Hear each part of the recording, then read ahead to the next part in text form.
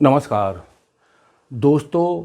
वर्ष 2019 में एक ऐसा मनहूस दिन आया जब पूरे चेन्नई महानगर में नलों में एक बूंद पानी नहीं आया।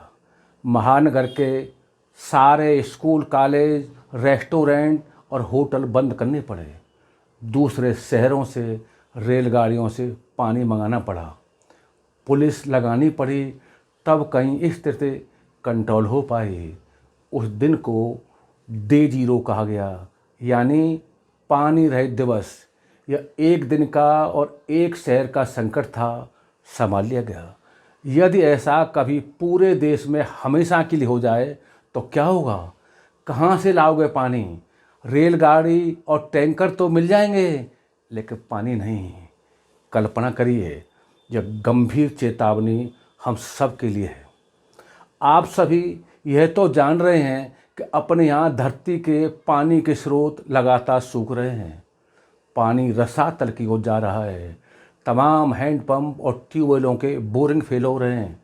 देश के 29% विकासखंड खतरनाक स्थिति में हैं।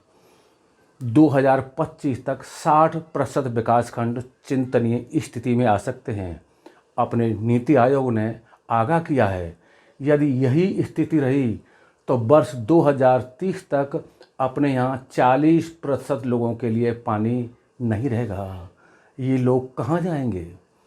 यह सही है कि धरती पर पानी की कमी नहीं है।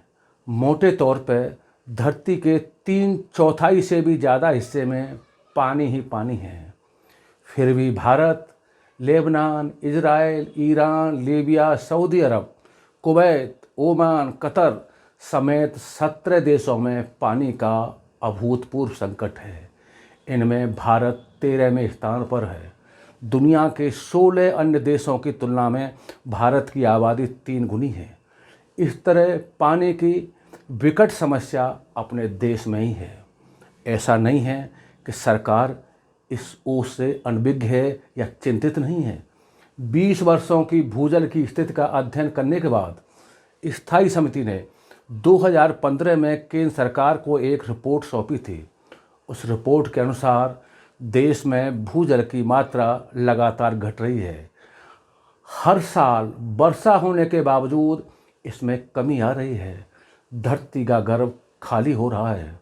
वर्ष 2001 में यहाँ प्रति व्यक्ति के लिए वार्षिक पानी 1816 घन मीटर उपलब्ध था, जो 2011 में घटकर 1544 घन मीटर रह गया।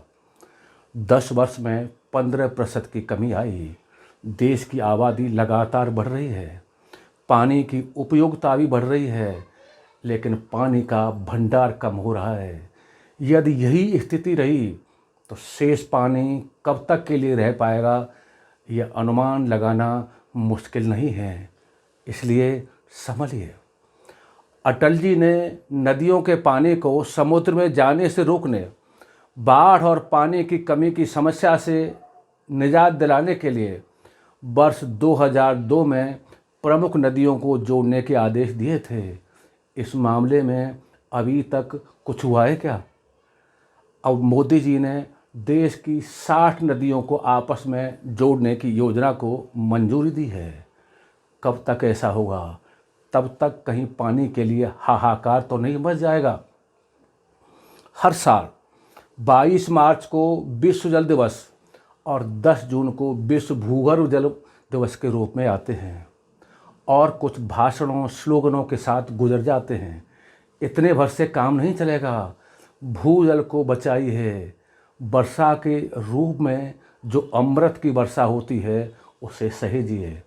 हमें सिंचाई, कारखानों, पीने के लिए 68% पानी धरती की कोख से मिलता है। 32% पानी नदी, तालाब आदि अन्य स्रोतों से। पर्यावरणविदों ने नदियों के स्रोत सूखने की भी चेतावनी दे रखी है। बहुत बड़े संकट की आहट है ये। अकेले सरकार के बस की बात नहीं है। सभी को जुटना होगा।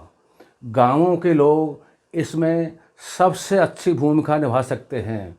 वर्षा जल को खेतों में ही रोककर, फसलों की सिंचाई में कम पानी का उपयोग करके, चीन और अमेरिका की तुलना में हमारे यहाँ सिंचाई पर दुगना पानी इस्तेमाल होता है। शहर के लोग भी पानी की बचत कर सकते हैं। चीन में शहरों में लोग वर्षा का पानी अपनी छतों पर एकत्रित करते हैं। अच्छी बात कहीं से भी सीखी जा सकती है। और भी बहुत से उपाय हैं। जय हिंद, जय भारत।